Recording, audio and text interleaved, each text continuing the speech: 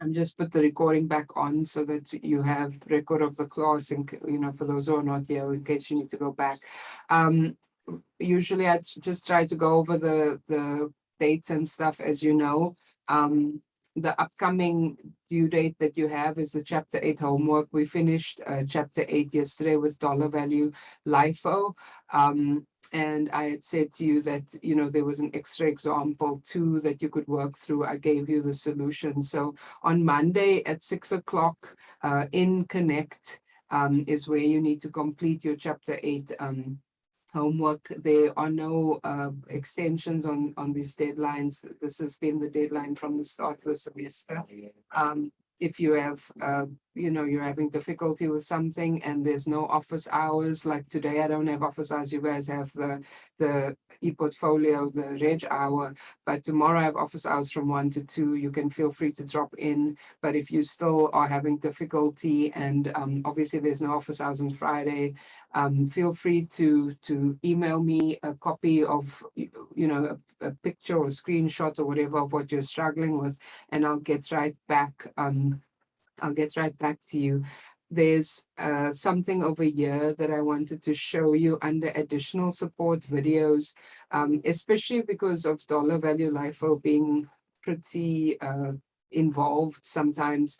There is a video here where I, it's not an exciting video, but it's hopefully a helpful video where I go through again the whole example of dollar value LIFO.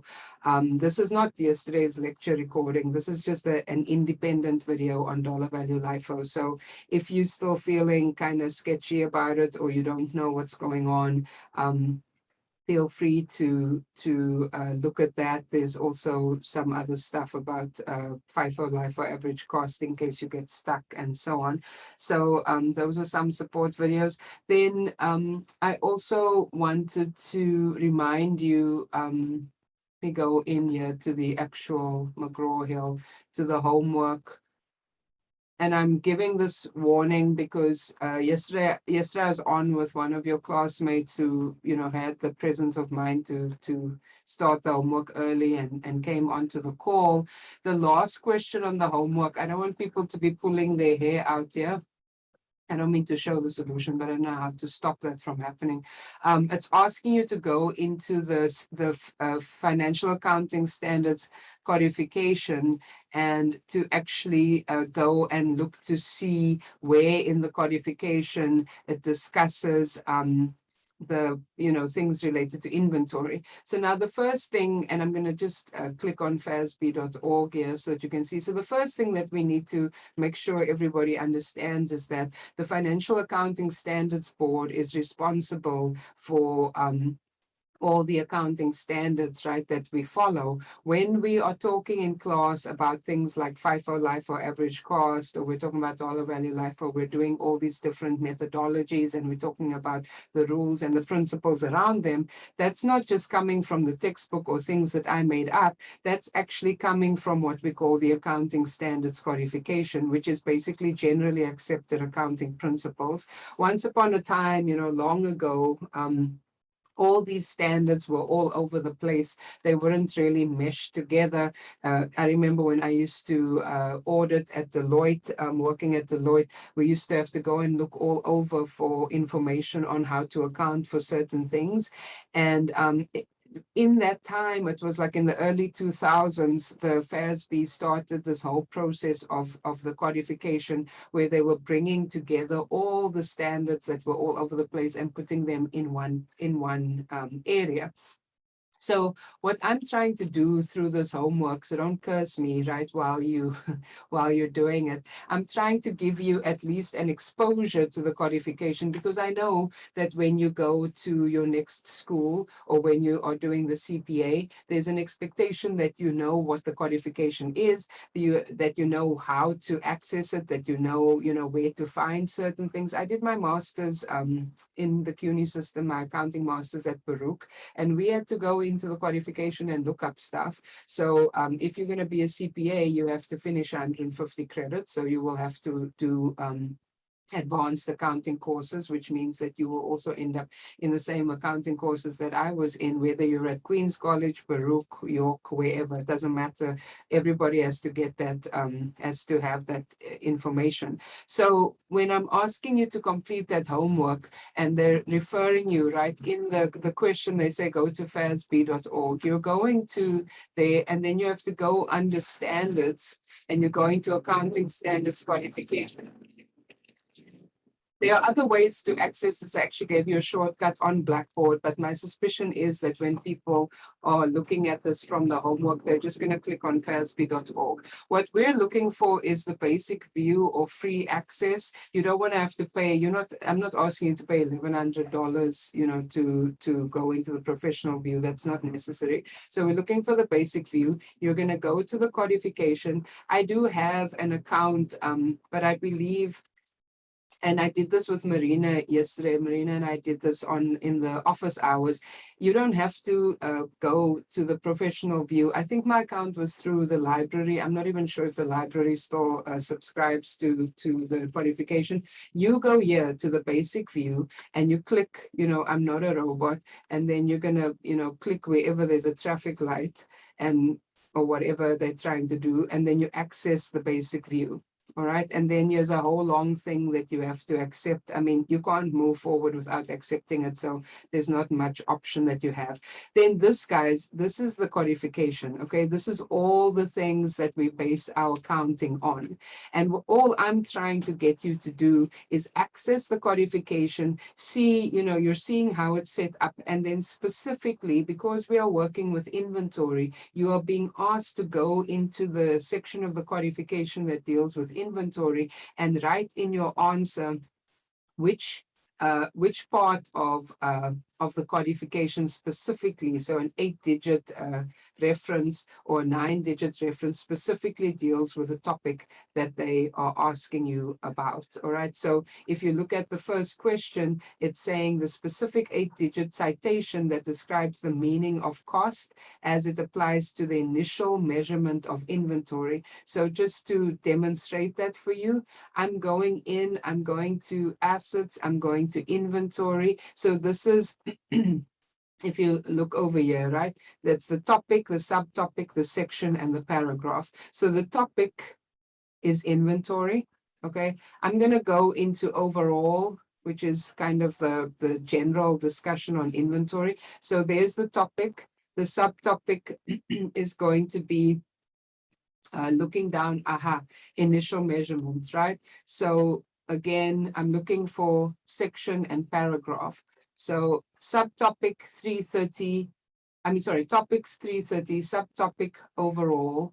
Then I'm going to initial measurement, because in the question it spoke about initial measurement, which is 30, right, for the paragraph. And then the section, it's speaking about cost basis right at the beginning. The primary basis of accounting for inventory is cost, which has been defined as generally as the price paid or consideration given to acquire an asset. And so it means in principle, the sum of all the applicable expenditures and charges indirectly incurred in bringing the article to its existing condition and location. And if you had to look at the textbook for chapter 8 or the notes that I gave you, that's exactly how we account for inventory. It's the cost of the inventory plus any charges to bring it to the existing, or to bring it to the location and condition where it will be able to be used, in this case, used to be sold. So what do I write in here? Well, the answer is kind of already here because I'm looking at my view, but its topic is 330, subtopic is 10. So you follow, right? The paragraph is 30 and the section is number 1. So there, the section is 30 and the paragraph is 1. Sorry, I swapped those two around. So that's what they mean by the citation. Now you should be asking, well, why do I have to do this? I feel like it's a real, pain to have to go into that thing. I get it, but you guys are here because you are accounting majors, and the accounting standards codification is literally the guidebook for how to account for stuff. So you'll see it in the textbook. It refers to inventory being 330, right? ASC 330. As you go through your studies, you study for the CPA and stuff, you'll constantly see references to accounting standards codification. So you absolutely need to make sure that you know how to find the stuff. Policies for the homework, if you haven't started yet, it's, you still have time, but I just want to make sure that that you know that you have unlimited attempts. For each attempt, you're revising your previous attempt, so it's not starting from a blank, right? You can see what you did and try to fix it. You can keep revising, even if there's something that has to be manually graded. You keep revising until the due date. You can also look in the book. There is no score deduction. I know that Marina, we had some issue yesterday, and I still have to fix it, where even though she got the question right, for some reason 0.25 of the points didn't add up. So if I don't know what it is with the system. So if you see that for some reason you finished the question and you finished it successfully, but you're not getting, 1 out of 1 or 10 out of 10 or whatever, just contact me. I will adjust. I can manually adjust the grade so that it reflects that you got everything correct. Everybody should be able to get, if you actually finish every question and you have the correct answer, it doesn't matter how many attempts you did, you're supposed to be able to get 100% on the homework. That's the point, that I'm trying to make. And so it's 3% of your grade for each homework. So, again, that may sound kind of trivial, but eventually those 3% of homework, if you look at the grade weighting, all of that is going to add up eventually to 21%. So I'm giving you the opportunity, and I know everybody's pushed for time and so on, but I'm giving you the opportunity to get 21% of your grade because you have unlimited attempts, points are not being deducted and so on. Feel free again to come to office hours tomorrow if you have questions, or to email me if there's a problem. I'm happy to help in whatever way. The tests that I give are usually based on homework and classwork questions, so you would do well to take some time on the homework. Any questions about homework submission, anything like that?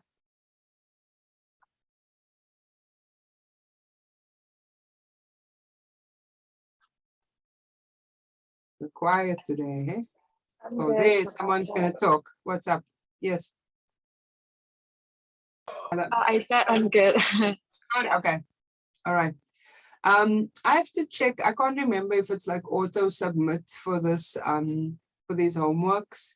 So you may just want to make sure that you are actually submitting your answers as you go along. I have to check again if I'm getting confused between Wiley and McGraw-Hill. I can't remember if McGraw-Hill also does auto submit. So what I mean by auto submit is that on the due date, whatever you've done up to that point gets submitted into the system. So just make sure that if you did a question and you feel comfortable with the question, the answers are correct for now, just make sure that you submit it. I'll check myself also to see if, oh yeah, right there, sorry, the auto submit. So that means that at 6 o'clock on Monday, October the 4th, whatever you have saved up to that point is going to submit. Please save any work, even if it's partially done, if you X out of the homework and so on, so that if there is an auto submit situation, that you are actually having your work that you've done up to that point being submitted. Okay, so October the 4th at 6 o'clock, this work has been available, since we started the semester together. So hopefully people will be able to finish it on time. All right, so we move on, right? Chapter 9, and here's chapter 9 in the text. It is still inventory. Let me just close this up. It's still inventory, but there's additional issues, which it's like the worst possible, well, maybe not the worst, but it's not a great name for a chapter. Issues sounds like a whole lot of bad stuff, but it's not really bad. It's just a subsequent measurement of inventory. Once you've bought the inventory and you've used cost flow assumptions like FIFO, LIFO, and average cost to measure the inventory initially. At the end of the year, there may still be considerations that you need to make. For instance, if the market has changed, the inventory that you costed out at original prices may not necessarily be, or the original historical costs may not necessarily be an appropriate amount at which to carry that inventory, because tastes have changed or the market has changed, and now you may find that inventory has to be written down, and we'll talk about it in this chapter, to things like the lower of cost or net realizable value, or the lower of cost or market value. Then we also have in this chapter, and I'm just briefly going over some of the learning objectives, that sometimes we have to estimate how much inventory we have on hand. This often happens for quarterly financial statements where the companies are not required to actually count their inventory. They can make an estimate. Or if there's some type of catastrophic event, like perhaps there was a fire, so the inventory is destroyed, we can use things like the gross profit method or the retail inventory method to estimate the inventory, and I'll show you how to do that. Then, like I said, there's the lower of cost or market rule that you may or may not remember from accounting one. It's fine if you don't, but that's basically telling you that inventory is an asset. As we know, it's a current asset. An asset by definition is a resource, something that you own or control, and you're expected to get future benefits. So if I'm carrying an inventory at cost of 100, but I know that in the market I can only sell it for 70, accounting rules dictate that I'm not allowed to show that inventory at 100 in my books, because I'm telling the user of the financial statements that I can get future benefits of 100, and it's not true, right? I can only get 70. So that gets us to this point of inventory being carried at the lower of cost or market value.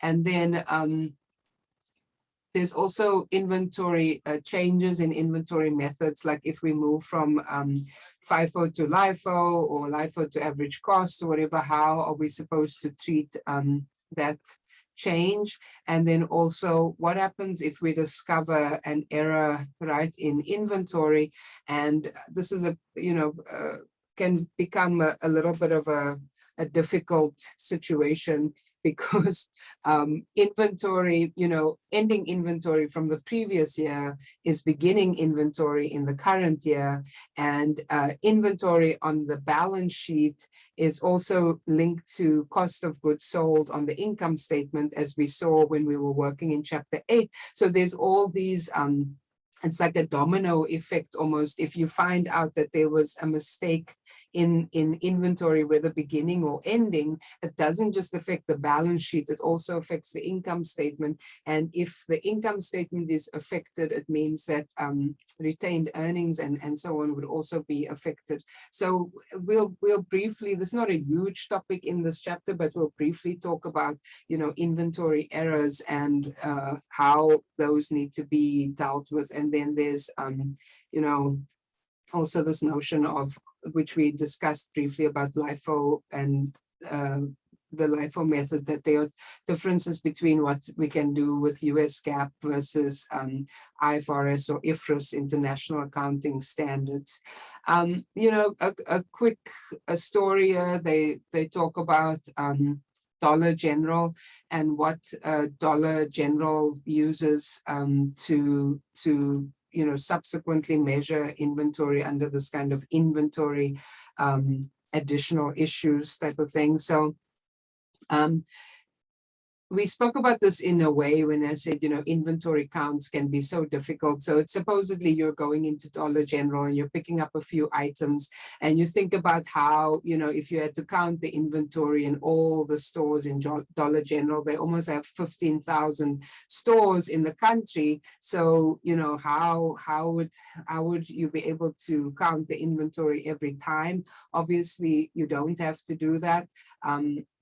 all the time. This is why I was saying there are ways to estimate the inventory. It's only at the end of the financial year, which is either calendar year or fiscal year, that we actually have to do a physical count. So then here, the book is just showing for Dollar General how they, and we can pull up the 10K later if you guys want to, but how they discuss how they carry their inventory, right? Inventories are stated at the lower of cost or market value, so LCM, right?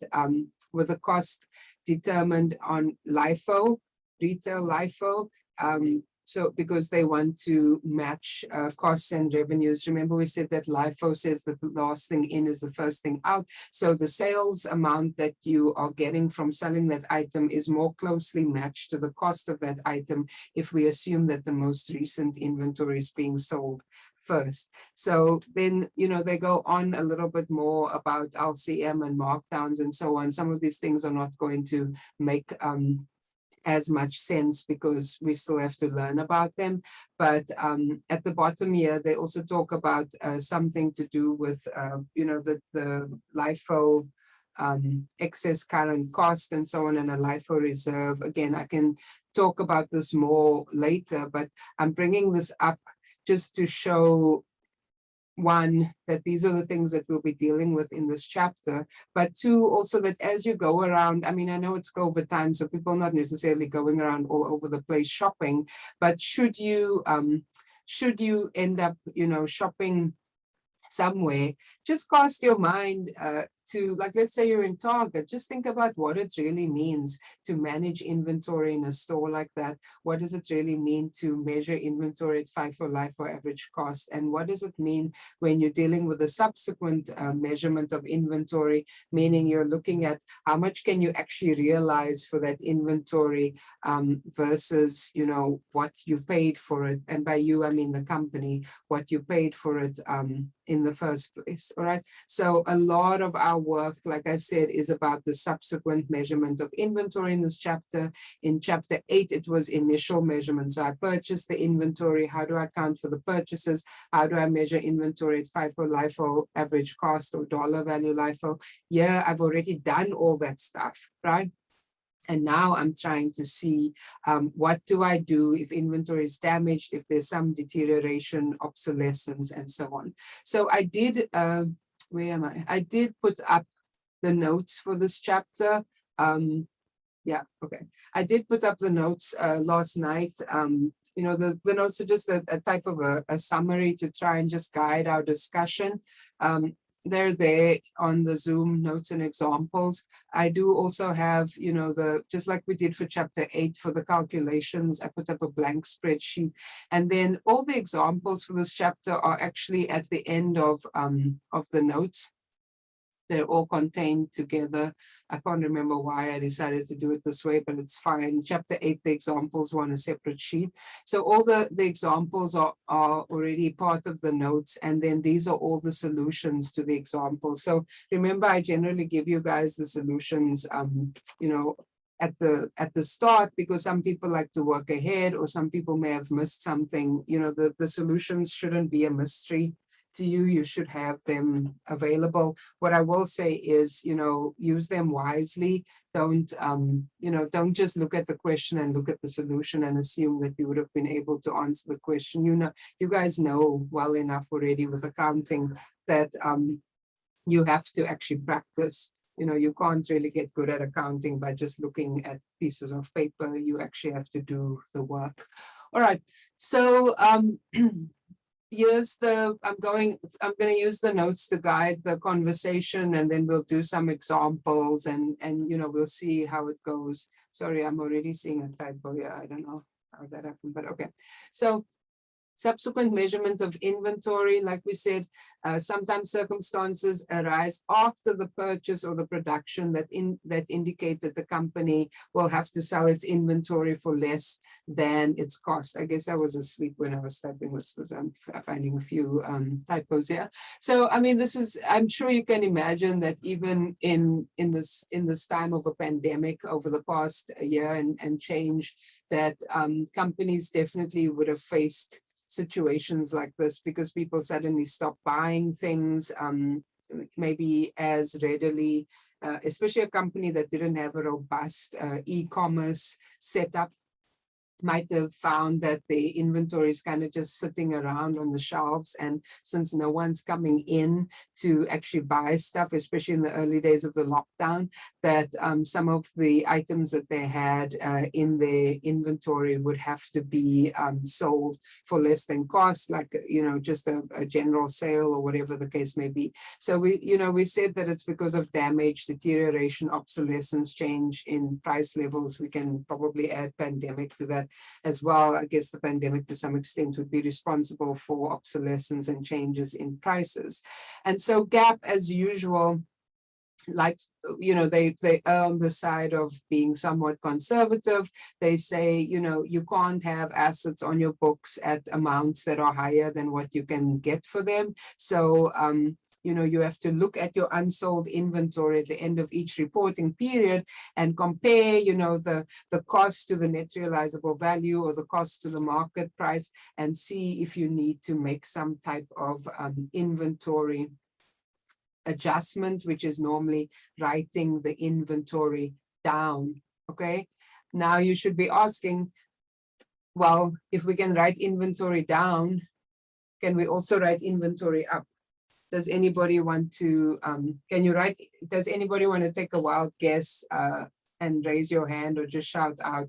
Do you think that you can write inventory up above cost before you've sold it?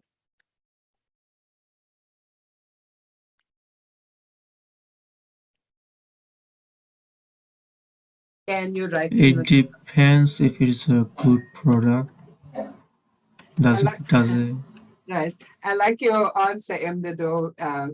Is it a good product? Like, is it high demand, right? Something like that, right? And then, yes, if it's a good product, we can write it up, but no, if it's not, we can't. I see your logic, but unfortunately, Gap is pretty firm on this, that you are able to write inventory down if you can't recover at least cost, but a write-up is not possible. So it's a little bit frustrating because, like, I don't know if any of you guys are, or guys and girls, sorry, I meant guys general, but guys and girls are into things like gaming, for instance. Sorry, I just have to mute you. Yeah, if you're into gaming, right? Anybody here into gaming video games? I'm not, but I know many people are. Maybe not. Okay. Are you into crypto mining or anything like that? If not, I'll make a quick example, and you'll still see how it makes sense, even if you're not into gaming or crypto mining. So basically, there's a massive shortage of chips, right? Chips as in not the food type, but semiconductor chips that go into computers. There's a massive shortage in the world for various reasons, the pandemic, supply chains, et cetera, et cetera. So as a result, a lot of the chips that people would usually be buying are not available, and people are basically almost fighting each other. If you go to Micro Center or you go to Best Buy or any of these tech stores, they have to sometimes sell these things based on a raffle or based on some type of methodology, because there's not enough to go around. They can't just have them out on the shelf, because they will probably be a fist fight of some sort. And then if you look at some of this stuff that's being sold, like let's say for $500 at Micro Center or at Best Buy, but then if you go onto like eBay or something, people are moving the stuff for like $1,000 or whatever, because there's just such demand and the supply is just not there. So then, by Emdadul's logic, which I totally understand, Micro Center could, or Best Buy could really say, to the FASB, look, we have all this equipment, and it's actually worth, in real life, the market value is worth so much more than the cost that we're carrying it at. We should be able to write it up above cost. And the accounting standards affirm that you carry inventory at cost, right? Plus any additional costs that you might have to get it to its location or condition where it will be used. And subsequent measurement for inventory, we are only looking at whether the inventory cost is lower than the market price, not whether it's higher. So it's too bad for the companies if there's suddenly demand for their stuff, if they don't change the prices themselves, like if Best Buy doesn't change the price of whatever they're selling of that chip to $1,000, they just have to lose out on the profits. You are not allowed to write the inventory up to an amount higher than cost. You can only write it down. Emilio, did you have a question for me, or was that an accident? But the thing is, it's limited. It will get sold out, and people who buy it, they will just resell it in online. Yeah, that's exactly what happens. And excuse me. And I'm saying that, you know, for the company then has to decide to increase the price, and if they can't do that, then they just lose out on what is in essence scalping, right? That they have to sell the item at this price, and then somebody else goes and turns around and sells it at a higher price. But you can't make the argument that you should write up the inventory because it could be sold for higher outside. It's just the way the accounting standards work, is that they will always have you write stuff down. You'll see it when we do impairment in chapter 11. You always write stuff down based on the current conditions in the market, but you will never write it up. In international accounting, there's some room for writing up property, plant, and equipment, but inventory is definitely not something that we'll write up. So that's good to remember, right? When we're doing examples in the class, you're only looking for write downs, not write ups. Also, writing inventory down below cost is a departure from the cost basis, because you're no longer using historical cost. When you write down the inventory, you're looking at either the lower of cost or net realizable value, and net realizable value is a defined term, which we will go over, or the lower of cost or market value. Market value is the same as fair value, which is basically the price at which you could sell an asset in the market under regular conditions, not under, I'm trying to liquidate, or this is a fire sale, or I'm desperate, just normal conditions. So both of those approaches, when you write the inventory down, are going to reduce inventory. So you would have a credit to inventory. They'll also reduce net income, because the debit will likely go to cost of goods sold, right? And when cost of goods sold is going up, the net income goes down, and then you just see how much we would calculate how much the write down will actually be. So now we come into this net realizable value discussion. And again, if you got a little bit lost here, or you were doing something else or asleep, what are we doing?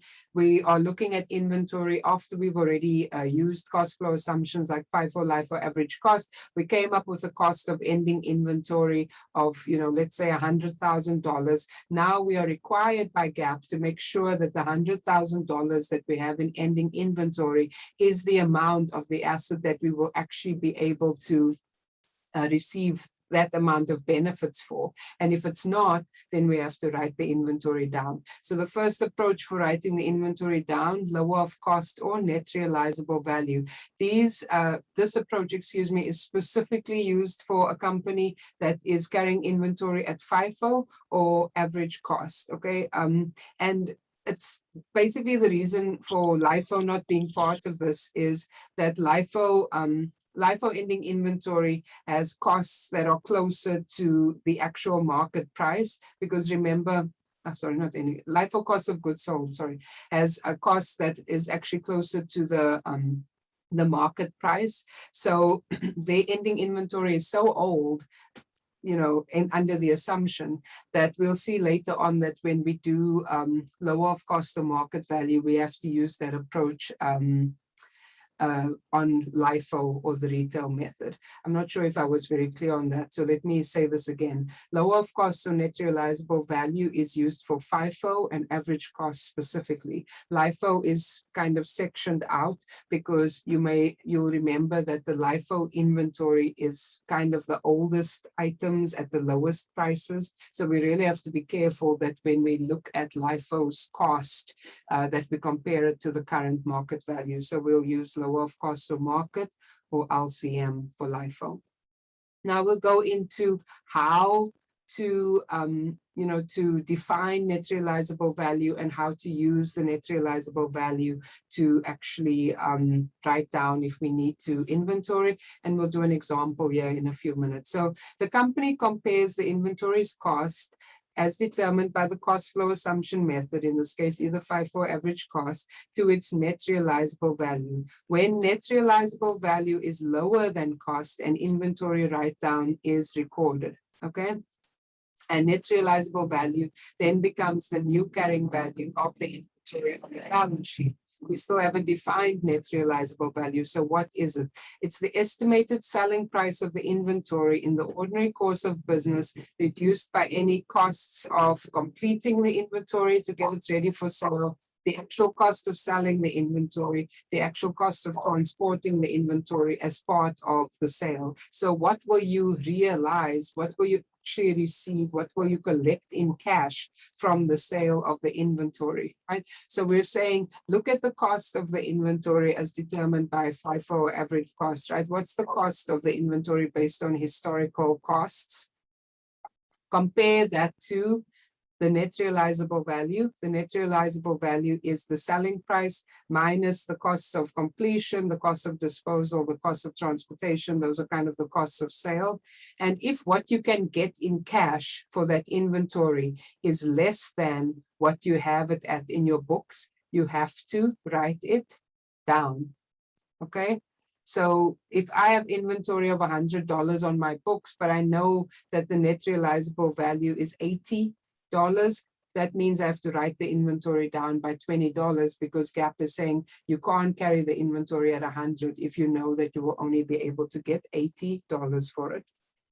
If the inventory is at 100 and I can get 120 for it, there's no write down, okay, because I can get more in the market than what I'm carrying the inventory at. And remember, I'm not allowed to write the inventory up, right? Inventory has to be carried at the lower of cost or net realizable value, not the higher amount. So I can't write the inventory up. And so this approach, you can either do it on individual inventory items, or you can do it on inventory categories, or you can just do it on your entire inventory balance. If you think about a company like Target, for instance, I'm using Target, today as the example, they might choose to do, the low of cost and net realizable value on specific categories of inventory as opposed to just the entire inventory balance, because they have such a wide variety, or a Walgreens, Walmart, whatever, they have such a wide variety of types of inventory. If there is a write down that is needed, right, you have two options of how you can record the journal entry for the write down. First of all, it should be very obvious that the credit has to go to inventory. Inventory asset is going down on the credit side. So if I need to make a write down of the $20 that I was speaking about before, I'm crediting inventory to show that the balance should be lower, right, in my books by $20. Then I can choose to either just dump that $20 into cost of goods sold, which is kind of where all the other expenses related to inventory are going. Or I can create a separate loss account, loss on inventory write down, that I use to be able to record this write down. So now maybe someone who hasn't spoken yet today, tell me which one you would prefer if you were the company. Would you rather put your inventory write down in cost of goods sold, or would you rather create a separate account for the loss? Can I get a hand of someone who hasn't spoken yet today to just, again, it's a safe space, just take a guess of what you think might be an approach that a company would prefer. A loss account or cost of goods sold?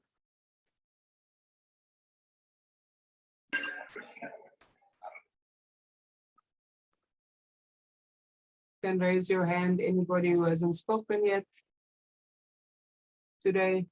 And for some audience participation, you don't have to hear my voice all day.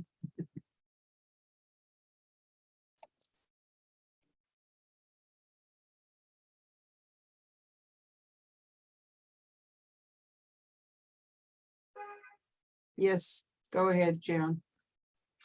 I would guess the second one, loss on inventory write-down. Okay. Because Go ahead. it's simple, but I guess it's more specific. Okay, so yes, so you're saying choose the loss on inventory write down because it's more specific to show a user what this amount relates to. Yes. Yeah. So that's a reasonable answer, and I think if a company was aiming to be as transparent as possible, that's what they would choose. A few things that could make a company maybe go in the opposite direction. I'll give maybe two reasons why I agree with you that it's more transparent to show that, you know, the specific amount is related to the loss on inventory write-down, so you have an account for that. But the first thing why they may not create that account is that the amount is so small. You know, if you look at companies' financial statements, they're dealing in millions, you know, often the numbers are in millions. And so the amount, like, let's say the amount is only 300,000. The amount might be so small that having a separate account for it is gonna, you know, almost look like it's too little to show, right? The amount, it's almost like a rounding error, as they call it. So then if the amount is so small that it doesn't make sense to create a separate account, they'll put it into cost of goods sold, right? Because it just is extra work for an immaterial amount of money. That's we normally go based on materiality, meaning the amount is big enough to change, you know, someone's mind about the financial statements. The second reason why someone may not choose to do the loss on inventory write-down account, which again, I agree with you, Gian, that it's a, you know, it's a transparent way of showing your financials, but companies may not want to show the users that their inventory is being written down because, like, by a large amount, because the user, and this is kind of sketchy behavior, dodgy behavior, maybe ethical question about why they're doing this, because the user may start to wonder if something is wrong at the company, like, are they not doing enough business? Are they buying the wrong inventory that customers don't want?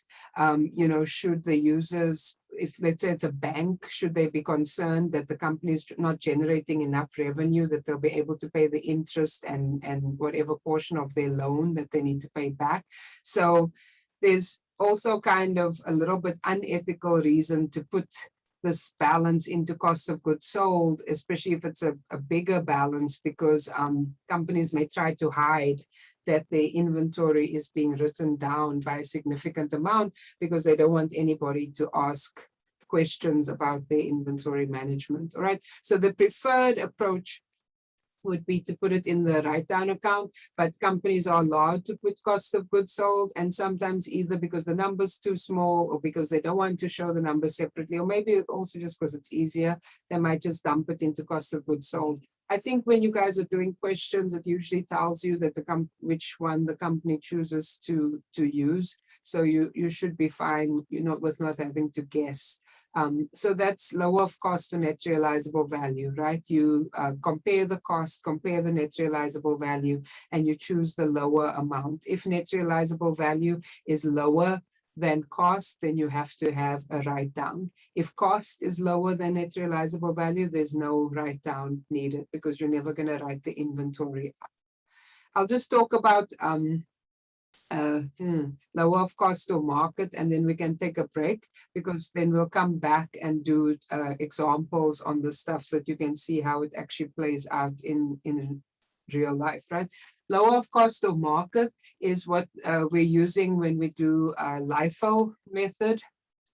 When inventory declines in value, so the market value gets below its original cost, the inventory should be written down to reflect the loss. So it's kind of the same idea as what we were discussing before. You've got inventory maybe at a cost of 100, but now in the market it's saying that you can only sell that inventory for $60. That means that you have to have a write down of $40. This loss of revenue producing ability in inventory should be charged against the revenue in the period in which the loss occurs. So that's a fancy way of saying that GAAP, the FASB, remember the FASB from when we were going over all of this stuff, right? That the FASB wants to make sure that companies are taking the loss when it actually happens, and not only taking the loss when the inventory gets sold, okay, if the inventory even ever gets sold. So if, you know, in 2020, especially when there was so much stuff going wrong with so many companies, they might have found that the market value of their inventory was drastically declining for whatever reason. You know, I'm not going to go into which types of business. You can probably name many yourself. So the market value is declining in 2020 because of the pandemic. The company would have to take the loss related to that decline in 2020, even though the inventory has not yet been sold. It doesn't matter. You're required to take the loss in the period that it occurs. And so this is known as the lower of cost or market method of valuing inventory, specifically used on LIFO. And when we say market over here, there is a method that is used to determine what market is. So when we talk about market in general, market value is what you can sell an item for, right?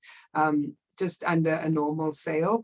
But of course, as usual, as with most things in life, companies decided that they were going to try to manipulate, you know, write-ups and write-downs of inventory if they wanted to have their profits look a certain way, right? Because remember, if you write up or write down inventory, it impacts the balance sheet, but it also impacts the income statement. So you can actually change your financials by creating, you know, write downs that, I mean, write ups is, I just said you can't really do that, but the write down specifically, you can change your financial statements by writing down inventory and making cost of goods sold a little bit higher than what it should be.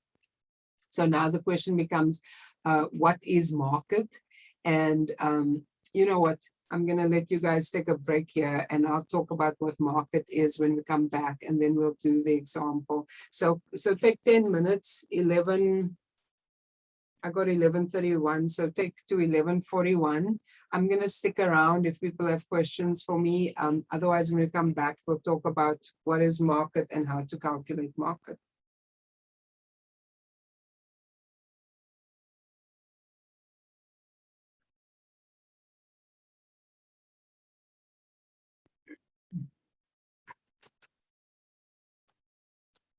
Okay, so lower of cost or market value. So what is market, right?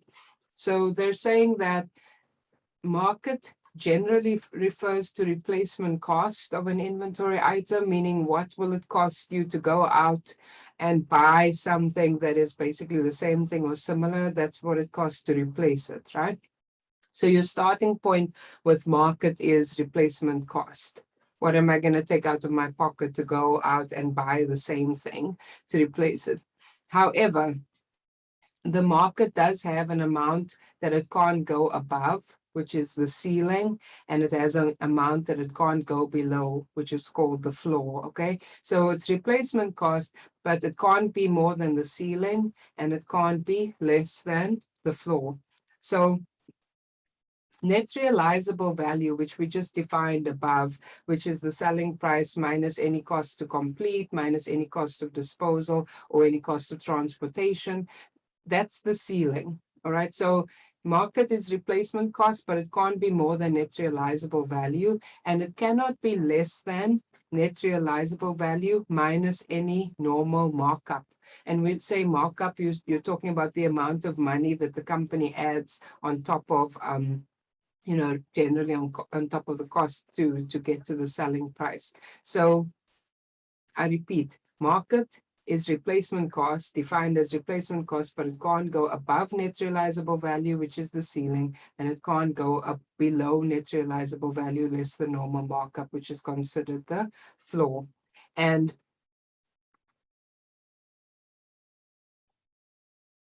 I guess, you should be asking, or you're wondering, why is this so incredibly complicated? Like I said before, these types of rules, and someday you guys, if you haven't done it already, you'll do things like taxation and classes like that. You'll see that often these really convoluted and complicated rules are there to prevent people from doing things. It's basically to prevent companies from using this opportunity to write down inventory as a way to manage profits, so that the profits are just even, or things of that nature.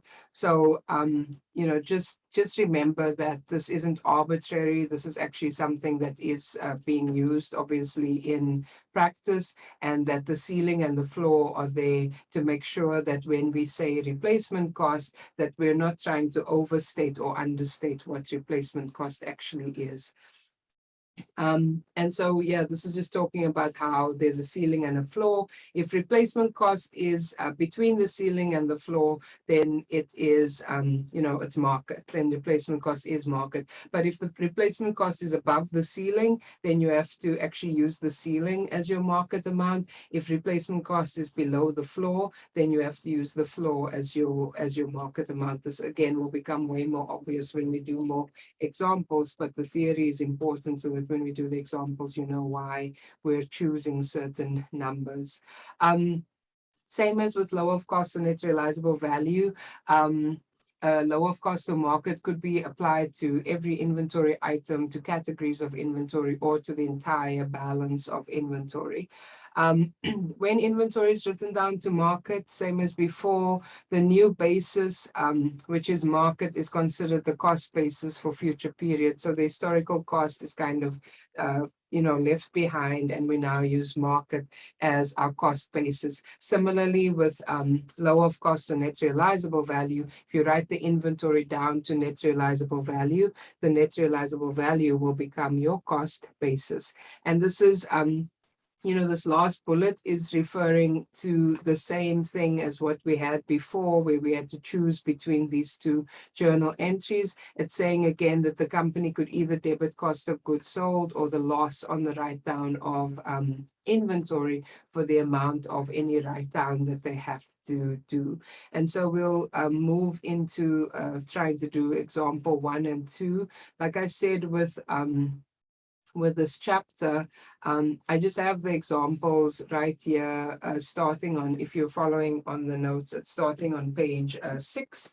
And I tried during the break now to copy this example into the Google Doc. So I have a tab there now called questions. I hope all the numbers copied across appropriately. But I'll just read the question over here first, and then we'll go in and try to do it. And this is often how these questions are presented, with a whole lot of numbers flying around, and you kind of have to know what to do with them, which is why it's so important that we go over the theory first. So presented below is information related to Rembrandt Inc.'s inventory. Excuse me.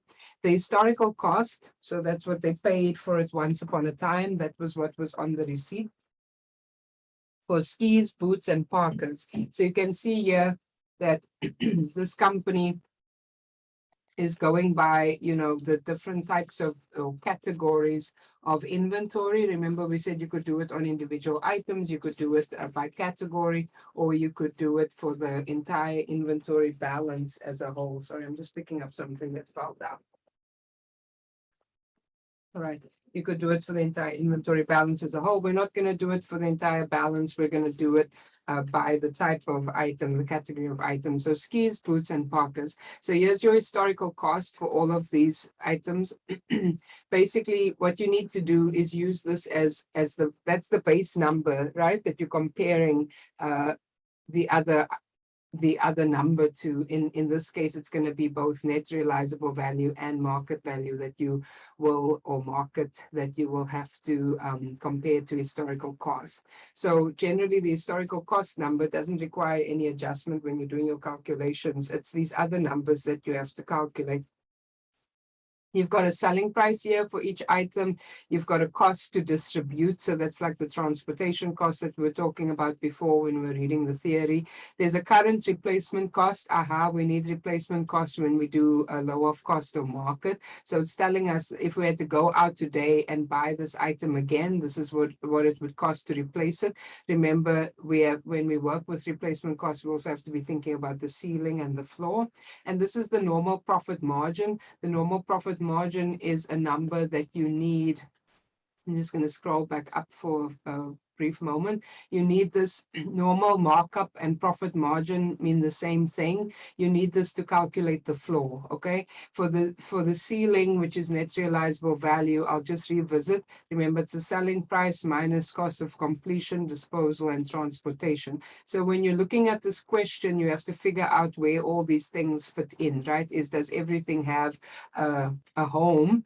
And so yes, to calculate net realizable value, we need the selling price. We're going to have to deduct the cost to distribute, and we're going to have to look at normal profit margin if we are doing the floor. So determine the lower of cost or net realizable value for skis, boots, and parkas, and make any necessary journal entries. So when they say make any necessary journal entries, we already know from our previous discussion that it would only be a write down that we would be looking at, never a write up. And there would only be a write down if your net realizable value is less than cost. So in other words, if what you could get outside for the item is less than what you're actually carrying it for. And then this, in the second piece, they're asking you to use the low of cost or market value, which is obviously a different approach, and then also make any journal entries, any necessary journal entries.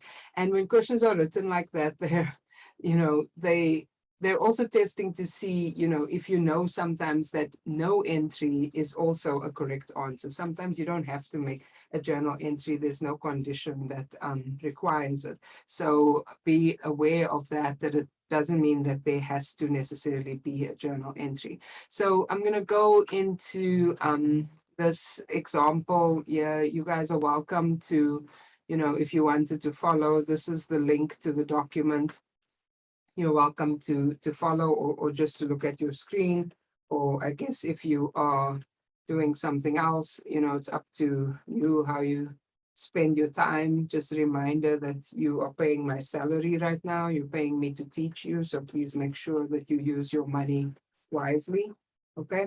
So in the first example, we want to compare the historical cost of these items to the net realizable value, because it's asking us to do lower of cost or net realizable value. This is part A. Let me do this so it's clear, right? In part A.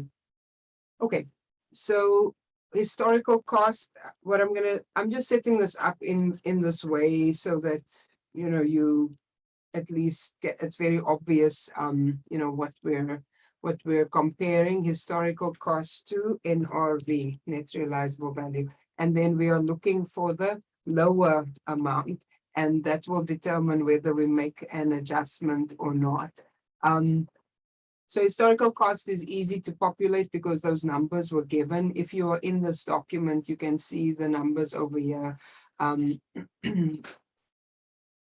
So we've got, for historical costs for skis, boots, and parkas, those are the numbers 190, 106, and 53. So I'm just going to punch that in. So there's no need to do any calculations or anything like that, right? Now, the net realizable value, so it's going to be selling price minus the cost to sell, whatever that entails, right? That's what we're looking at. So when we go back to the question, we see that the selling price is over here and the cost to distribute is right below it, right? So those, we don't need to do anything with current replacement cost or normal profit margin when we're calculating net realizable value, because net realizable value is defined as selling price minus any cost to completion. We don't have that. Minus any cost of distribution. We do have that. Minus any transportation that might be part of the cost. So what we'll do is we'll go through, each one. So 212 minus the 19, that's the skis. So skis are going to be 212 minus 19. That's the net realizable value of the skis. And then the boots are going to be, yeah, we go the 145 selling price minus the $8 cost to distribute. So it's 145 minus the 8, right? 137. And then the Parkers are the last one. Here's the selling price, 73.75 minus 250 cost to distribute. So 73.75 minus 2.5, right? So 71.25. That's the net realizable value. So now you're choosing the lower amount, right? So in the first one for skis, cost versus net realizable value, the lowest is obviously the cost. So already, there's no journal entry, because if cost is lower than net realizable value, you just carry that item at cost. You don't need to make any adjustment. Okay, that's the point. Yeah, again, you're looking at boots. You're looking for the lower number between cost and net realizable value. That lower number is in fact cost. So what you are currently carrying the item at is also what it should be carried at. So there is no journal entry. And then on the last one, you're saying, what is the cost versus NRV? Cost is lower. So for all of these, there's actually no journal entry required because our cost is lower than our net realizable value, which is kind of normal in business. You would expect that you should be able to sell your inventory at an amount more than the cost that you're carrying it at. So, you shouldn't be like, oh, but Professor, why is this happening? This is actually the normal or the most realistic approach, is that we wouldn't really be having anything to write down. Questions here, anybody?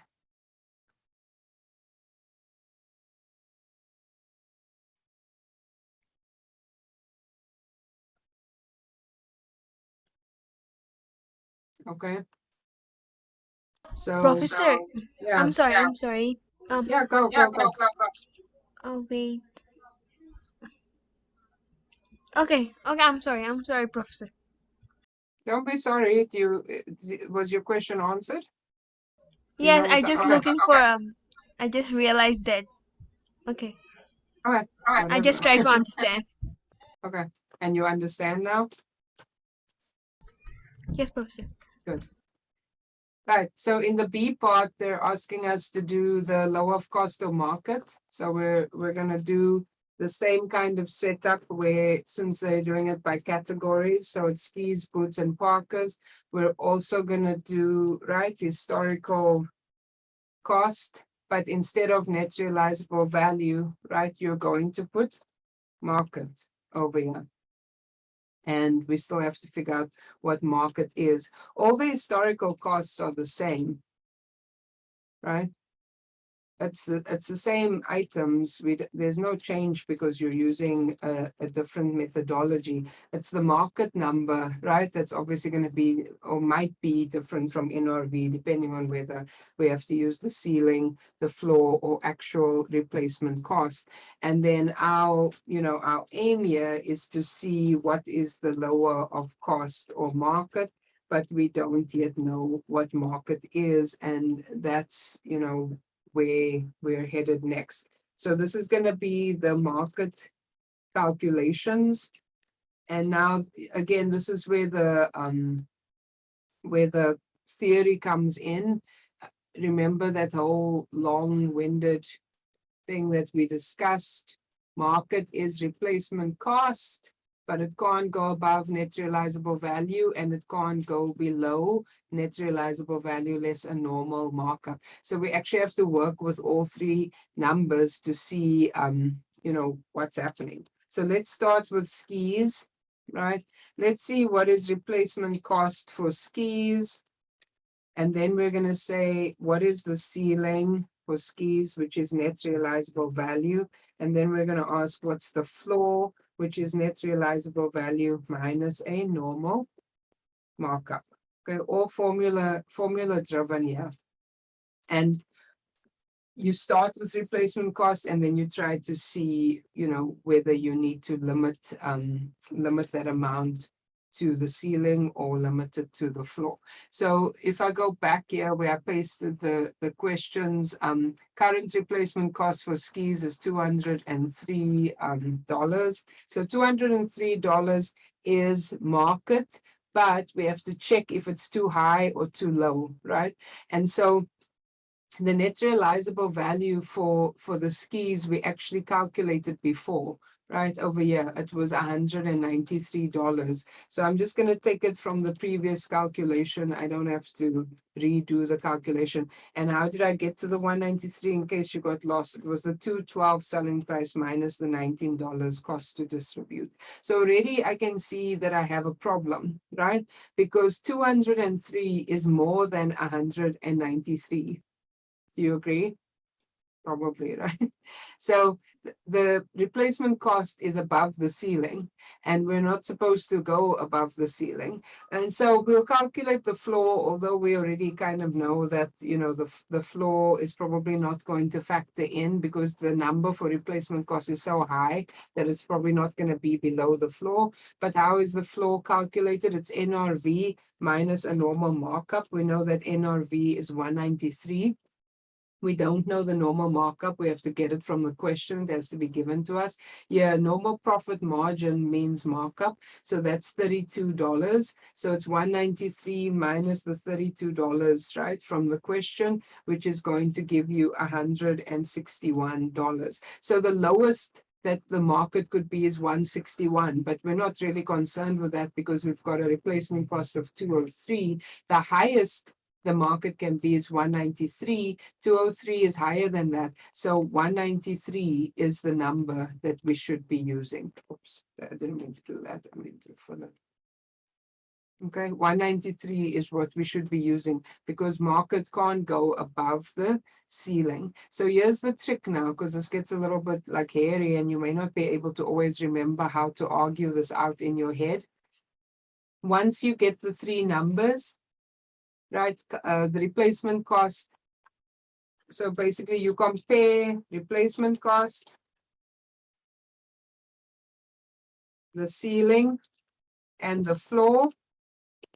Market is always the middle dollar amount, okay? It's always the middle dollar amount. What I mean by that is look at these three numbers, right? The lowest number is 161, the highest number is 203, the middle number by dollar amount is 193. That's going to be market. Okay, that doesn't mean that market is always the ceiling. I didn't write that market is always the ceiling or it's always the floor or it's always replacement cost, but market, once you have all your three numbers in a line, you'll notice that you'll always end up choosing the middle dollar amount as market. It works out that way because of the limitations with the ceiling and the floor. So for skis, the market is going to be 193, and not because we're following the same approach as before, not just because we follow net realizable value, but because replacement cost was too high. We are instructed by GAAP that replacement cost can't go above the ceiling, so we will have to put 193 as the amount that we use. So now I'm going to ask you guys to look at, so that was skis, so next is boots. So I want you to try on your own, and I know that some of you probably don't have the numbers, but you can go into Blackboard here in in a minute. And so for boots, we're gonna, do the same thing, the floor, the ceiling, and the replacement cost. But I want you guys to do the calculations and then someone can speak. Let's take like somewhere between maybe 6 minutes. For the people who don't have the questions, go and find the questions, because I'm gonna leave this answer up to guide those who need it. Try to, in fact, let me go back to the question one more time, and if someone needs to take some, this is like a joke that's being played on me, right? If someone needs to take a picture of the question quickly, just take a picture. And then here's the question. So just take a picture of the question quickly. And then I want to have you do the calculation for the boots. All right, so make sure you have this information. All right. And I'm going to go back to the solution for the previous one. And I'm going to give you guys until 12:10 to do the boots. And if you have leftover time after you did the boots, you can also do the parkas. All right. So right now, market calculation for boots, and move on to parkas if you get it. And then we'll come back at 12:10 to see what people are doing.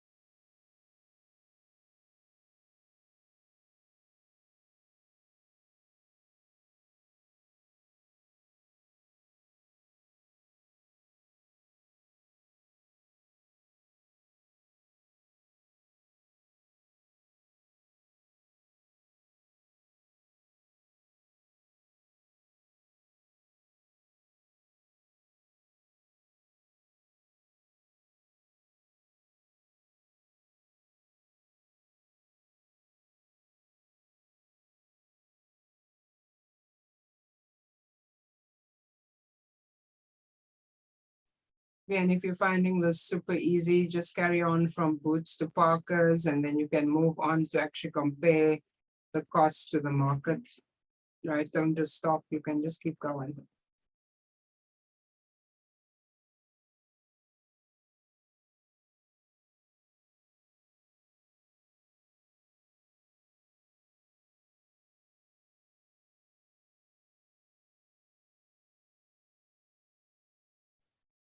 And Tora, are you asking me a question? You ready with the solution? Yes, I already did. Okay, so just hold on for me until 12:10, and I'll ask you to give me the solution, okay? Okay. Thanks.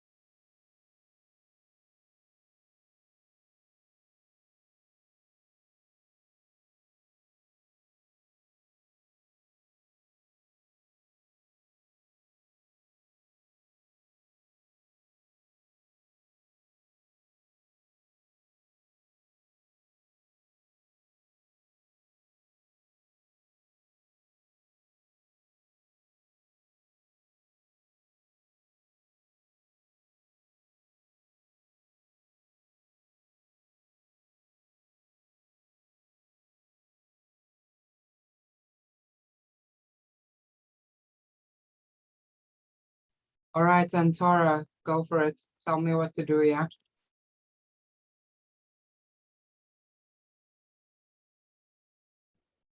Okay.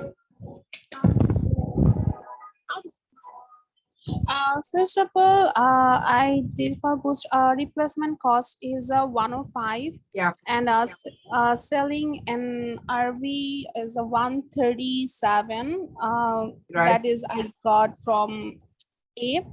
And the floor in RV is normal market makeup is 108. I got this 137 minus 29.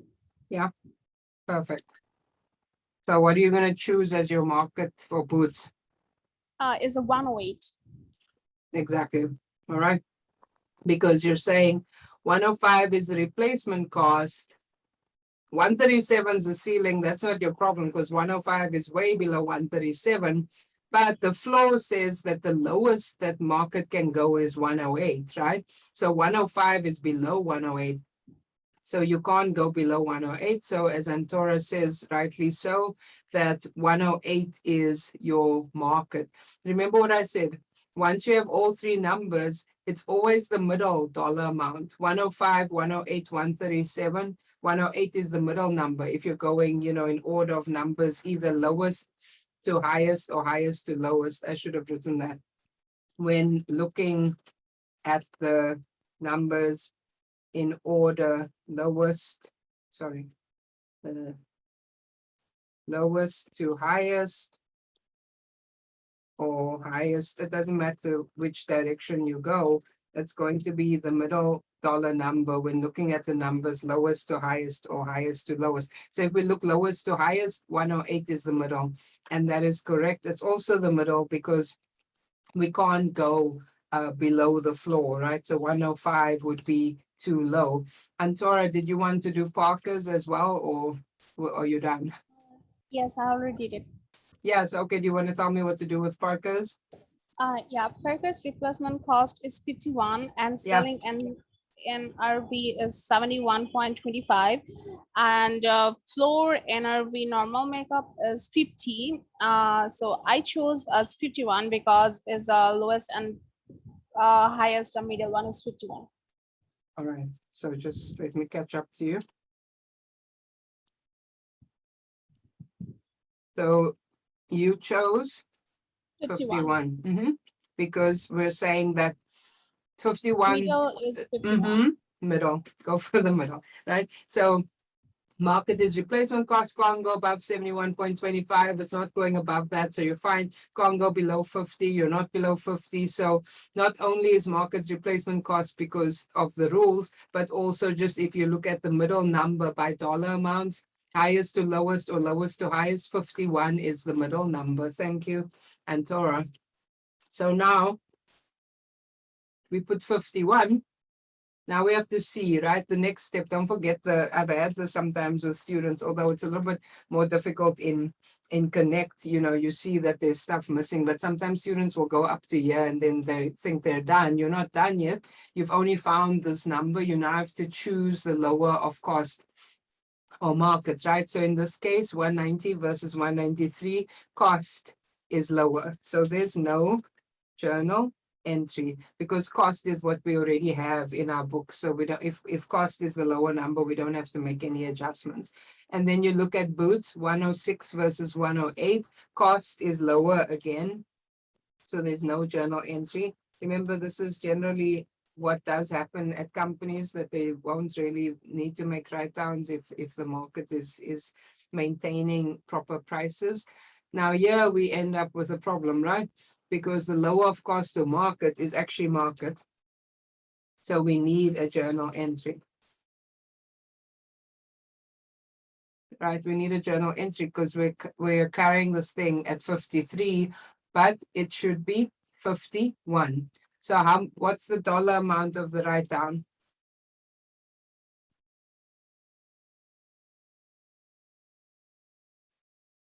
Two. Yeah. It's gonna be $2, right? It's gonna be 53 minus 51. And this is now where the journal entry, I don't think we get asked for the journal entry, but I'm just going to do it. This is where that journal entry that we saw earlier comes in, right? I just want to connect this in anybody's mind who may still be, not making the connection that the journal entry from before this one, this is the journal entry that we make when we have a write down. So you could either debit costs, depending on what the question asks you to do, you could either debit cost of goods sold or loss on inventory write down. You don't have to write both. I'm just reminding you that either one may be possible, right? And so you're going to put, if this is the debit side, oops. And this is the credit side. You're going to put $2 here, and the credit goes to inventory because your inventory has to be carried at the lower of cost or market. And the debit side is going to increase cost of goods sold or a loss, which automatically will then decrease your net income. So you're taking, remember what I said to you, that the FASB or GAAP, they want you to take the loss in the period in which it occurs. So by doing this cost of goods sold or loss, right now, as soon as you see that there's a difference between these two numbers, you are taking the loss on the inventory in the period that it occurs, even though you have not yet sold the inventory. All right. Even though you have not yet sold the inventory. And so some people may wonder, hey, but what happens if suddenly the market goes crazy, right? And the prices restore and, it's good going. You're not going to write that inventory up. You will just have a bigger profit when you eventually sell the inventory. Okay, you're not going to go back into your old records and reverse the loss. You'll see when we do chapter 11 and we do some impairments and stuff on assets, because that's an estimate. Sometimes you have to go back and actually reverse the losses that you made. But with inventory, you're not going to reverse the loss. You will just pick up more profits when you sell the inventory, if for some reason the price of that inventory that you wrote down actually ends up increasing at a later stage. Any questions, clarifications, things that people may have needed me to speak about longer on any of this?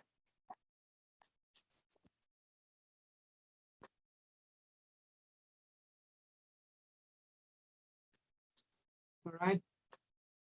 Doesn't look like it. So what are the big takeaways here? You've got two methods: low of cost or net realizable value, low of cost or market. This method is used for FIFO, average cost. This method is used for LIFO, right? And for both of them, the aim is to see whether the historical cost of the net realizable value market is lower. You carry your inventory at the amount that is lower. If that amount is cost, there's no journal entry needed. If that number is something other than cost, you'll probably need a journal entry. And the way to record the journal entry is a credit to inventory and a debit to either cost of goods sold or loss on inventory write down. How we determine market is told to us, right, in the theory or the principles, however you want to call it, the rules. And so market is replacement cost, but you have to limit it to the ceiling or the floor. So you're going to calculate the ceiling, you calculate the floor, and you compare that to market. In the end, the kind of shortcut is that the market will always end up being the middle dollar amount if you look at these three numbers, either from the highest to the lowest or the lowest to the highest. Doesn't matter which direction you go in, it just always ends up being the middle number. All right, so that's the kind of shortcut on remembering it. Why you actually need a ceiling and a floor is so that we don't manipulate the market number to such an extent that companies end up taking inventory write-downs that they shouldn't be taking. And then you should also say, well, why would someone want to take a write-down when the inventory doesn't need to be written down? Sometimes companies for whatever reason, are trying to normalize their profits, and they may actually create write-downs that don't truly exist to lower their profits for any number of reasons, including trying not to pay tax. Okay, so so that's the that's I guess the story over there. There's not much else to add. There is another example that is more of a narrative example that we can just look at quickly. And then after that, I'll talk a little bit more about inventory estimation techniques. So just to kind of, I mean, I don't want to say we're beating a dead horse, but kind of just to make sure that we all know how to do this. This is number two, example number two. Kumar Inc. uses a perpetual inventory system. We already know what that means, right? They update the inventory records as they go along.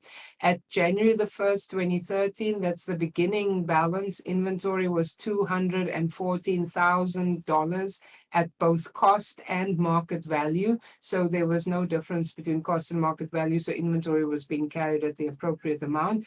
At December 31, 2013, so this is the end of the year, the inventory was $286,000 at cost and $265,000 at market value. So this company is following the option where they just look at the entire balance of inventory to see whether it's being carried at the lower of cost or market value. And now it's saying prepare the necessary December 31 entry, A, under the cost of goods sold method, and B, under the loss method. So I'm going to give you guys, we already kind of know how to do this. I'm going to give you 5 minutes on your own to just try and hash this out. 5 minutes probably too long, it's okay. You're trying to make a journal entry to record the write down, okay? The write down specifically that's happening at December 31, and you have to do it under both of these approaches. And then in 5 minutes time, I'll just show how the answer works on the Google Doc, okay? So 12:27, someone can raise their hand when they're done to give us the answer.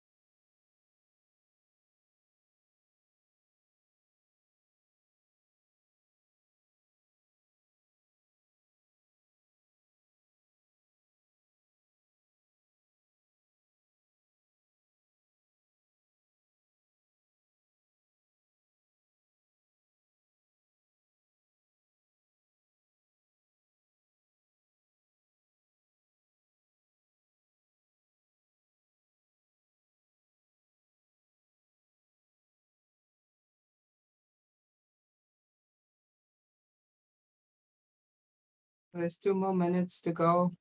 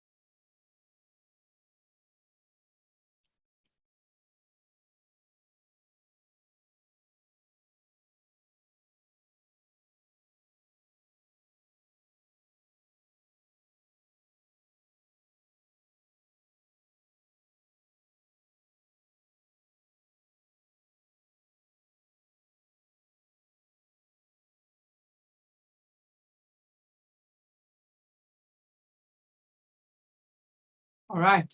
So thanks. Jaron gave us the answer on chat, but Gian, I see that you have your hand up. Do you want to call out the answer to me as also as I type, or do you have a question for me? I just wanted to answer this. Okay, so you can say it, you can say it out loud. We have one answer on the chat, which is correct. So that's great. And you just tell me out loud what you want me to journalize, all right? Yep. Go ahead. So I got the answer to $21,000, Mm-hmm. which is $286,000 minus $265,000. That's right. So basically what you're saying is that the company doesn't have to do anything about beginning inventory. There was no issue, but over here, sorry, I'm moving stuff around, but over here, the market value is less than the cost. So they need to write the inventory down by the difference between these two amounts, which is 21,000, right? Because inventory has to be calculated or carried at the lower of cost or market. So for part A, your journal entry is going to be what? I can't hear you so well. Is there background Oh noise yeah, or can you something? hear me? Yeah, now I can. Do you want to tell me quickly what's the journal entry? Because there's a lot of ambient noise where you are. Oh, sorry, I didn't pick up first. So I would say the cost of goods sold method first. Mhm. Debit to cost of goods sold to $21,000 Yeah. and credit it to inventory $21,000. Perfect. And then in the B part, and this is what Jaron also had on the chat for those who want to look at the chat. We have this at the chat also. And then what's happening for the loss method? Loss method is debited to loss due to decline of inventory Yeah. to net realizable value $21,000. That's a perfect textbook answer. I'm gonna shorten it to loss on inventory write down, okay? That's okay. Loss due to decline on inventory to net realizable value. So if you're in Connect, if that's what the book is asking you to use, then you got to use that, okay? We're going to use a short form here of loss on inventory write down. Thank you, Gian. 21,000 and credit your inventory as well. And there's a perpetual method, so you don't have to be concerned that the purchaser's account is involved in any of the journal entries. And let me see. Yeah, so Gian, you said that, and then okay, Jaron. So both of you, thank you. That is it. So that's really the bottom line for these write downs in inventory. And again, we do have that super long account name. Let me see if I don't know if I'll be able to quickly quickly show it to you.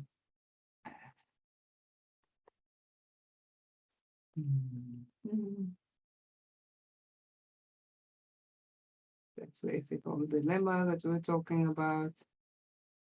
Did I miss it already?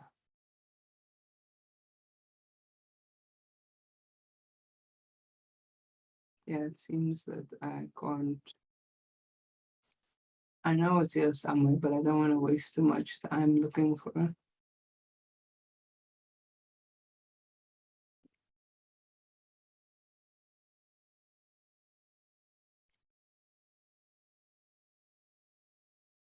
Yeah, I mean, they use cost of goods sold, and you know, they kind of just say in the situation where it's a, just like I said, where it's a material loss or it's an unusual loss, you could use a loss account. But it seems like the book doesn't even have that super long name. I feel like they used to have it though. Anyway, you see in Connect, they'll probably give you a drop down list of accounts and you'll be able to figure out which account to use. So thanks guys, that was good.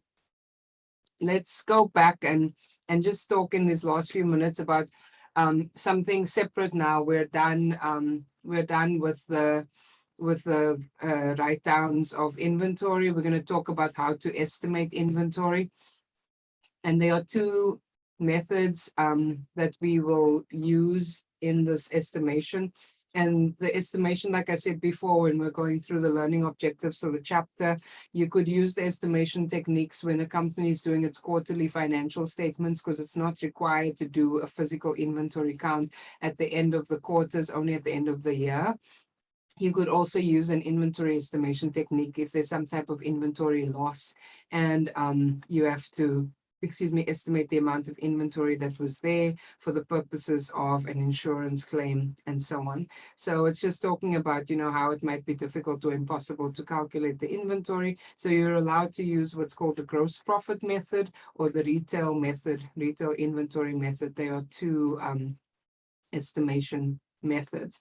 We'll start with the gross profit method. You probably remember gross profit, or maybe you don't. I'll just write it over here. This should ring some bells. If you think about sales, it's like a multi-step income statement. Sales less cost of goods sold gives you gross profit, right? That's what we're talking about. So the gross profit method is going to rely, and we'll see this, you know, in practice. It may not be today, it might be next week, but the gross profit method is going to rely on the relationship between these three items, right? For you to come up with an amount for ending inventory. This is all still about ending inventory. So gross profit and gross margin basically mean the same thing, okay? It's a margin also just means the difference between sales and the cost of the goods sold.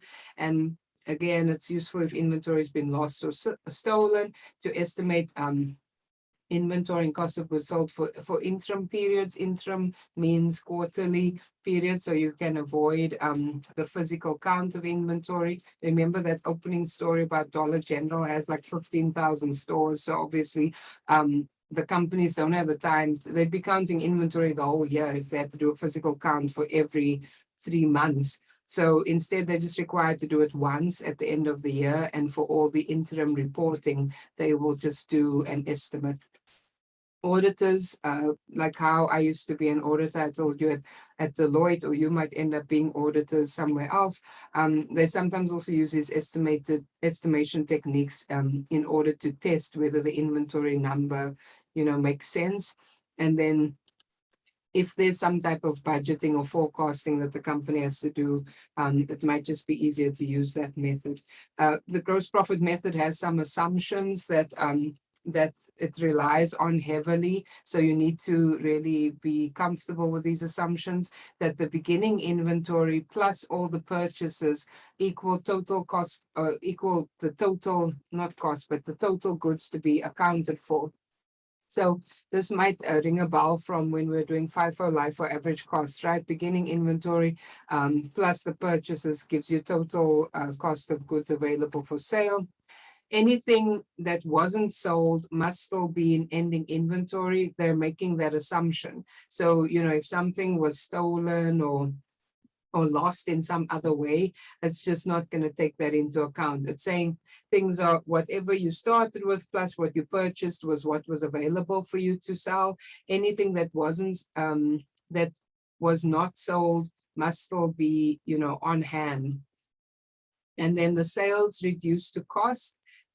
So in other words, the cost of the sales, cost of goods sold, deducted from inventory plus purchases equals ending inventory. This is how the book phrases it. It's a very convoluted way of just saying beginning inventory plus the net purchases minus the cost of goods sold is ending inventory. Cost of goods sold is related to the sales number, right? Because there's some type of markup between these two numbers that gets us from cost of goods sold to a sales number. So that's why they're talking about sales reduced to cost. We won't have a cost of goods sold number in our questions. We'll have a sales number. So we need to know how to convert the sales number to cost of goods sold. And we have already said this, that if the inventory wasn't sold, it must be on hand. And that's a reasonable assumption. It's not necessarily accurate, as any number of things could have happened to the inventory, but we have to make that assumption. Excuse me. We have to use a ratio to calculate cost of goods sold. So we use the gross profit ratio, a percentage, right? Of that, that cost of goods sold is a percentage of sales, or if the numbers based on sales. I'll show you how to kind of use the percentages in ways that are maybe a little bit easier. So this is just talking about what I said before, that if sales is 100 and the cost was 60, then the profit that is being added on is 40. But you can also express the gross profit as a percentage of cost. And this looks a little bit too confusing to be helpful. So the better approach is for us to actually just do an example, and I'll show you how to work through or do examples, plural, how to work through the question if the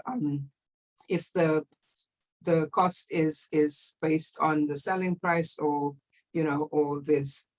or if the markup, is based on sales, or if it's based on cost of goods sold. It's memorizing these formulas and then forgetting some portion of the formula at some point is problematic.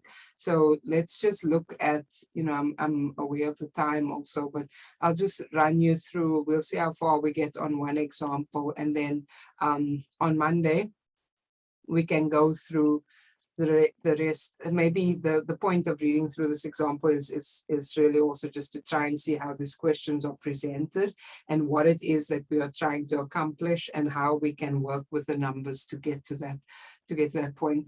So Fastbreak Corporation, I'm looking at number 3 on on the handout. Fastbreak Corporation's April 30th inventory was destroyed by fire. So already here, that you're probably going to be asked to calculate what this number could have been, right? The amount of inventory that was destroyed by fire. The January 1 inventory was 150,000. So the beginning inventory. Purchases for January through April totaled 500,000. So that's also helpful, because remember, there's that relationship, beginning inventory plus the purchases minus the cost of goods sold gives us the ending inventory. And it's the ending inventory that we are concerned with. The sales revenue for the same period was 700,000. So this is where we run into a problem, because it's nice that we have a sales revenue number, but what we're really looking for is cost of goods sold, right? But we don't have a cost of goods sold number. What they do tell us is that the company's normal gross profit percentage is 35% on sales. So sales is the basis that they are using for the percentage. Using the gross profit method, estimate Fastbreak April 30th inventory that was destroyed by the fire. So that's the way the question goes. So mindful that we don't have a ton of time, but I'll show you maybe the beginning of how we go through this, so that you can just see where we have to fill in the gap, okay? So on example 3, the easiest way I think is just to try and set up that same calculation, that beginning inventory, right? Plus the purchases, right? Gives you the total cost of goods available for sale. This is a known formula, right? Less cost of goods sold equals ending inventory. And again, it's the ending inventory that we are trying to calculate, right? This, oops, that's not the color that I wanted. The April 30th ending inventory is what we're looking for. We have the beginning inventory. It's in the question. It's given to us as 150,000. So you can populate the 150,000, right? You also have the purchases of 500,000. So you can put in 500,000, that's the purchases. And now this total cost of goods available for sale is just addition. 650, and then less cost of goods sold, we don't have that number. We can't put the 700,000 in there because that's the sales number, it's not the cost of goods sold. So we're stuck because we're trying to get to ending inventory, but we don't have a cost number. And so you can probably already guess we're going to have to use this 35% on sales as the way to get from sales to cost of goods sold. And I'll leave it there, right, for something super exciting for you to come back on Monday. I'll finish up this example and then you'll see how gross profit method works.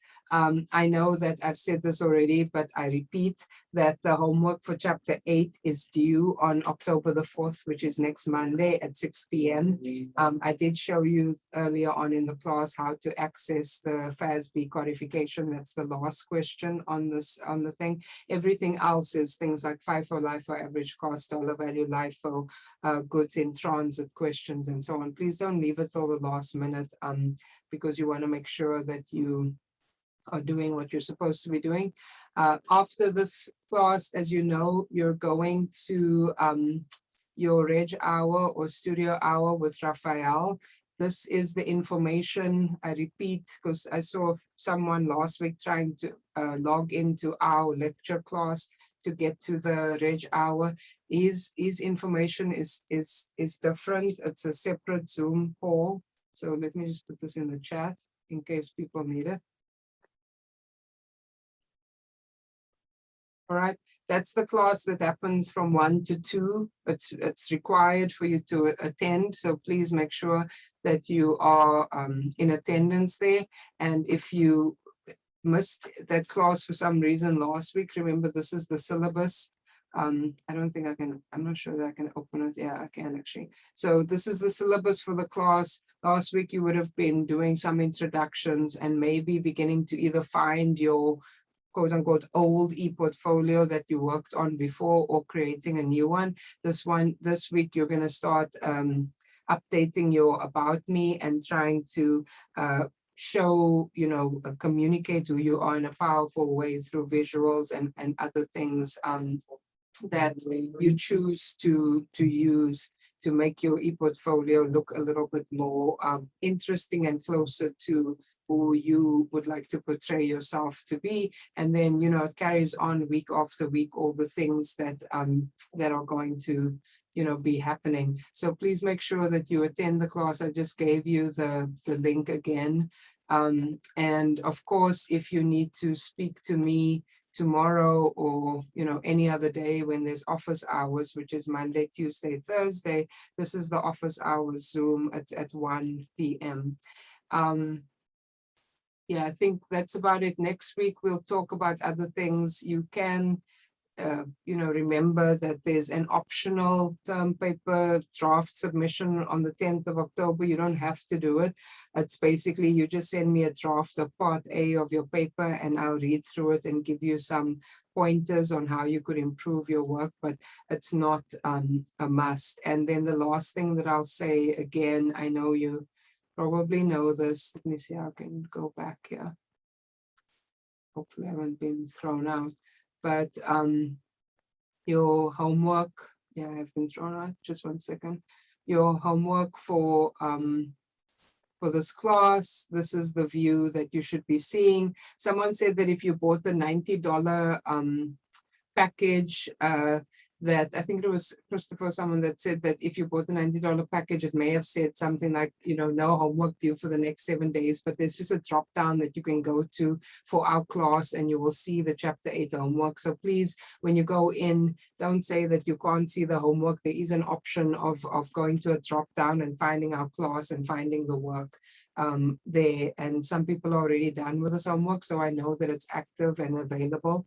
Please, sooner rather than later, get going on the homework. Okay, so I'll stop the recording now and let me get rid of this. And if there's anybody who needs to stick around to ask me something, you're welcome to do that. But otherwise, I can't seem to stop this recording. But otherwise, go and have a quick break and